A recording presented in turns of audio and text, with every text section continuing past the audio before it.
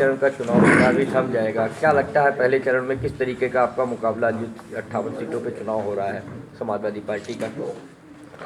मुकाबला भारतीय जनता पार्टी अपने को कहती है कि मुकाबला हमसे है।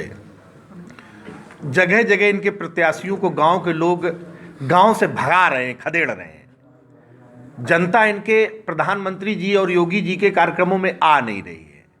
अरे कैसे भूलेगी जनता जिसने 5 साल में जो पीछे के दो साल हैं कोरोना में जिसे ऑक्सीजन नहीं मिली। जिस देश का प्रधानमंत्री ये कहता हो कि आपदा में अवसर तलाशो, दवाइयों की कालाबाजारी करो, ऑक्सीजन का सिलेंडर 50 गुने में बेचो, तो जनता ने जिस तरीके की परिस्थितियों से जो जनता गुजरी है वो तो उसने मन बनाया है, कर्मचारियों ने मन बनाया है कि मुझे तो भारतीय जनता पार्टी के खिलाफ मतदान करना है, मुझे अपनी पुरानी पेंशन चाहिए। जो कर्मचारी 40 साल 30 साल मित्र काम करे और इसके बाद कहें आप निकाल के फेंक देंगे, उसकी पेंशन खत्म। तो समाजवादी पार्टी ने उनकी पेंशन के लिए, किसानों की एमएसपी के लिए, उनकी सिंचाई के लिए, घरेलू बिजली के लिए, शहीद किसानों को सम्मान के लिए, इन सब नीतियों पे एमएसपी का कानून बना के उत्तर प्रदेश में सब किसानों को देने के लिए हम लोगों ने एक नए एजेंडे के साथ, एक वैकल्पिक व्यवस्था के साथ चुनाव में है। जनता समाजवादी पार्टी को समर्थन दे के सरकार बनाने जा रही है। 58 सीटों पे जो चुनाव होने जा रहा है, क्या लगता है कि कितनी सीटों पे आपको कामयाबी मिलने जा रही है पश्चिमी यूपी में जो 58 सीटें पहले चरण में? साथ ही मुझे तो लगता है कि भारतीय जनता पार्टी किसी सीट पे कहीं लड़ाई में ही नहीं है और ये चुनाव जनता बीजेपी के खिलाफ लड़ रही है। जनता चुनाव लड़ रही है क्योंकि जनता ने 5 साल जिस तरीके का जीवन देखा है। अरे जो लाइन आपने एटीएम से नोटबंदी से शुरू हुई, उन लाइन आपने शमशान घाट तक लगा दी, तो जनता बीजेपी के खिलाफ है। जनता अपना संविधान बचाना चाहती है, जनता अपनी आने वाली नस्लों के लिए लोकतंत्र को बचा के आगे बढ़ना चाहती है। लड़ाई जनता लड़ रही है, हम जनता के साथ खड़े होकर उसकी आवाज़ को मजबूत कर रहे हैं। जिस तरीके से लगातार भारतीय जनता पार्टी जगह जगह डोर टू डोर बड़े बड़े नेता, उनके स्टार प्रचारक चुनाव प्रचार में लगे हुए हैं, तो ऐसा नहीं लगता है कि आपकी पार्टी कहीं ना कहीं चुनाव प्रचार में काफ़ी धीमी रफ्तार से? नहीं, वो उनके पास लोगों के पास 5 साल जनता को ठगा और लूटा। अब लूटने के बाद इस 5 साल उत्तर प्रदेश में और 7 साल देश में 2 गुजराती देश बेच मूक दर्शक बना बैठा था। अब आपके पास जाके उनको लुभाने के अलावा, बेमतलब की थोथी बातें करने के अलावा तुम्हारे पास कोई रास्ता नहीं है। तुम किस मुद्दे को लेके जनता के बीच में जाओगे? क्या कहोगे कि अगली बार कोरोना आएगा तो हम दवाइयाँ 100 गुनी महंगी कर देंगे? अब की बार शमशान घाट में लकड़ी जो मिलती तो उससे ज़्यादा महंगी बेचेंगे? अब की बार किसानों पे जीप चढ़ाई, अगली बार आंदोलन करोगे हम आप पे ट्रक चढ़ाएंगे?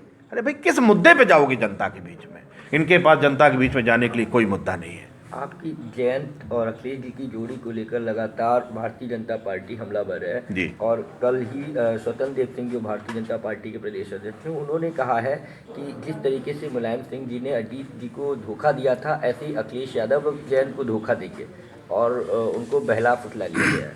उनसे बोलो आप जनता को धोखा ना दें, आप जनता से झूठ ना बोलें, आप जनता को ना फुसलाएं।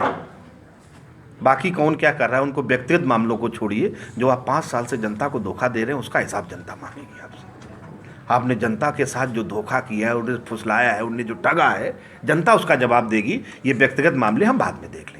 एक सवाल ये खड़ा होता है कि बरेली में 9 सीटों पे आपने एक भी यादव उम्मीदवार को टिकट नहीं दिया, तो कहीं ना कहीं जो यादव है वो संतुष्ट नहीं है और उनमें कहीं ना कहीं आक्रोश है, क्योंकि दूसरी ओर आंवला में जिराज यादव जो आपकी पार्टी से ही हैं, वो निर्दलीय चुनाव में खड़े हो गए, आपको उनको निष्कासित तक करना पड़ा पार्टी से, तो वो भी आपको कहीं ना कहीं नुकसान पहुँचाएंगे और उनकी जगह पर भाजपा को उसका फ़ायदा मिलेगा। समाजवादी पार्टी के नेता माननीय अखिलेश यादव जी ने अपनी हर विधानसभा में अपने सक्रिय कार्यकर्ताओं के साथ बैठक करके फैसला लिया है। जात धर्म संप्रदाय से ऊपर उठ के जो कार्यकर्ता जनता के सुख दुख में खड़े होने लायक रहे हैं, जिसकी आज की डेट में हमें ये महसूस हुआ है मेरे नेता को कि ये जनता के सुख दुख की लड़ाई भी लड़ेंगे, अच्छा संघर्ष करेंगे और जीत के समाजवादी सरकार बनाने के उसमें जाएंगे। टिकट तो एक कोई मिलता है भाई, पूरे जिले में 9 ही सीटें हैं। आबादी बहुत बड़ी है पूरे ज़िले की। तो इस मामले में जो लोग ऐसा सोचते हैं, मुझे लगता है ये बात ठीक नहीं है। आज भारतीय जनता पार्टी का संकल्प पत्र आया है, उन्होंने फ्री स्कूटी देने की बात कही है, किसानों को फ्री बिजली देने की बात कही और तमाम भी लोक लुभावन वादे किए हैं, क्या कहेंगे? 5 साल तक क्या कर रहे थे? हर बात पे पहले आपने भी फ्री बोला था कि हम 15 लाख रुपए लेके आएंगे, एक एक गरीब के खाते में 15-15 लाख रुपए लेके आएंगे। ये वैसे ही फ्री स्कूटी है जैसे 15 लाख फ्री थे। तो जनता तो सवाल करेगी ना कि तुम तो झूठ। और जब ये पत्रकार मित्र पूछते हैं कि आपने 15 लाख की बात